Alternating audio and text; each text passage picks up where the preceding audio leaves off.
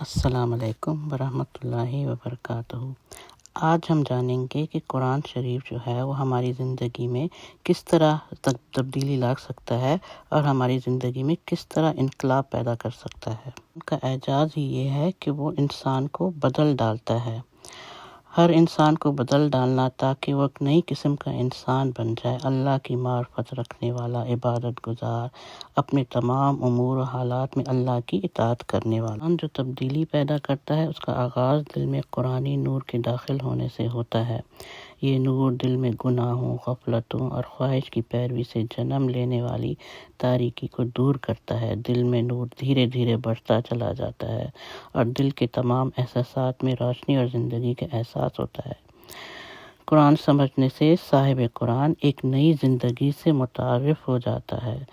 قرآن پاک میں ارشاد ہے کہ بھلا وہ شخص جو مردہ یعنی ایمان سے محروم تھا، پھر ہم نے اسے ہدایت کی بدولت زندہ کیا اور ہم نے اس کے لیے ایمان و معرفت کا نور پیدا فرما دیا، اب وہ اس کے ذریعے باقی لوگوں میں بھی روشنی پھیلانے کے لیے چلتا ہے۔ اس شخص کی مانند ہو سکتا ہے جس کا حال یہ ہو کہ وہ جہالت اور گمراہی کے اندھیروں میں اس طرح گھرا پڑا ہے کہ اسے نکل ہی نہیں سکتا۔ یہ معلوم ہوا کہ قرآن ایک روح ہے جو دل میں جا کر اسے زندہ کر دیتی۔ اللہ تعالیٰ نے فرمایا سورہ رعد میں، اور کیا ہو جاتا اگر کوئی ایسا قرآن اتار دیا جاتا جس کے زور سے پہاڑ چلنے لگتے، یا زمین شق ہو جاتی، یا مردے قبروں سے نکل کر بولنے لگتے۔ اس طرح کی نشانیاں دکھا دینا کچھ مشکل نہیں ہے، بلکہ سارا اختیاری اللہ کے ہاتھ میں ہے۔ اگر ہم نے یہ قرآن کسی پہاڑ پر اتار دیا ہوتا تو تم دیکھتے کہ وہ اللہ کے خوف سے دبا جا رہا ہے اور پھٹا پڑتا ہے۔ یہ مثالیں ہم لوگوں کے سامنے اس لیے بیان کرتے ہیں کہ وہ اپنی حالت پر غور کریں۔ سورہ حشر میں بیان فرمایا۔ مطالعہ یہ سمجھ کر کرنا چاہیے کہ پڑھنے والے سے اللہ تعالیٰ کا خطاب ہے ڈائریکٹ، اور انسان کی دنیا اور آخرت کی سعادت کی کنجی یہی کتاب ہے۔ انسان کی حالت خواہ کیسی ہی کیوں نہ خراب ہو، یہ کتاب اسے بدل سکتی ہے۔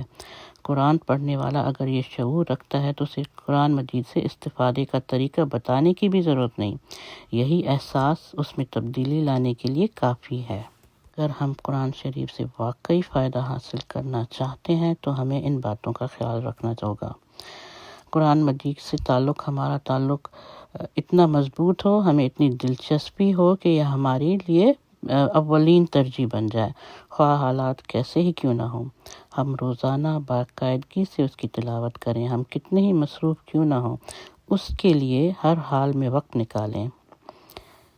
جتنا قرآن شریف کو وقت دیں گے اتنا ہی وہ ہمیں نفع دے گا۔ مناسب جگہ کا بھی خیال رکھنا چاہیے۔ ہم ایک معزز مہمان کا استقبال جس طرح کرتے ہیں اس سے کہیں بڑھ کر اور احترام سے قرآن پاک کا خیر مقدم کریں۔ شور و غل سے خالی پرسکون جگہ میں قرآن کریم سے ملاقات کریں۔ حسن فہم میں مدد ملتی ہے، سمجھنے میں مدد ملتی ہے، تنہائی میں رونے، دعا کرنے اور سبحان اللہ کہنے میں خاص لطف آتا ہے، اور پڑھنے والا متعلقہ آیات کے مطابق اپنی باطنی کیفیت کے اظہار کا موقع پاتا ہے۔ موزوں وقت کا ہونا بھی بہت ضروری ہے۔ انسان اس وقت قرآن شریف پڑھے جب وہ چست و چاق و چوبند ہو، جسمانی اور ذہنی لحاظ سے مستعد اور آمادہ ہو۔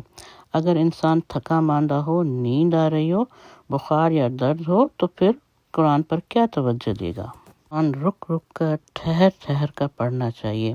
الفاظ کی ادائیگی درست ہو، حروف و الفاظ مکمل اور درست ادا کریں۔ اس طرح تیز تیز پڑھنا کہ حروف ٹوٹ جائیں، الفاظ ادھورے رہ جائیں، حسن ترتیل کے خلاف ہے، محض ایک بے فائدہ عمل ہے۔ مقصد قرآن ختم کرنا یا سورہ مکمل کرنا نہ ہو، ہمیں یہ دیکھنا چاہیے کہ اس سے ہمارے اندر کیا تبدیلی آئی، ہم نے قرآنی آیت سے کتنی باتیں سمجھی ہیں، کتنے نکات ہمارے ذہنوں میں آئے ہیں، ہمارے ایمان و یقین میں کتنا اضافہ۔ مخاطب تمام انسان ہے، یہ ان سے براہ راست خطاب کرتا ہے۔ اس خطاب میں سوال و جواب ہیں، وعد و وعید ہیں، اوامر نواہی ہیں، لہٰذا پڑھتے وقت ہمارا فرض ہے کہ ہم قرآن کے سوالوں کے جوابات دیں، اس کے احکام کے سامنے سر تسلیم خم کرتے ہوئے سبحان اللہ، الحمدللہ، اللہ اکبر اور استغفر اللہ کے کلمات حسب موقع و محل ادا کریں۔ سجدے کی آیات پر سجدہ کریں، دعا کے بعد آمین کہیں، جہنم کا بیان پڑھیں تو آگ سے پناہ مانگیں، جنت کا تذکرہ پڑھیں تو اللہ سے جنت کا سوال کریں۔ حضور اکرم صلی اللہ علیہ وآلہ وسلم اور صحابہ کرام کا یہی طریقہ تھا۔ اللہ سے دعا ہے کہ اللہ ہم سب کو قرآن پڑھنے، سمجھنے، اس پر عمل کرنے کی توفیق دے اور ہماری زندگی کو بدل دے۔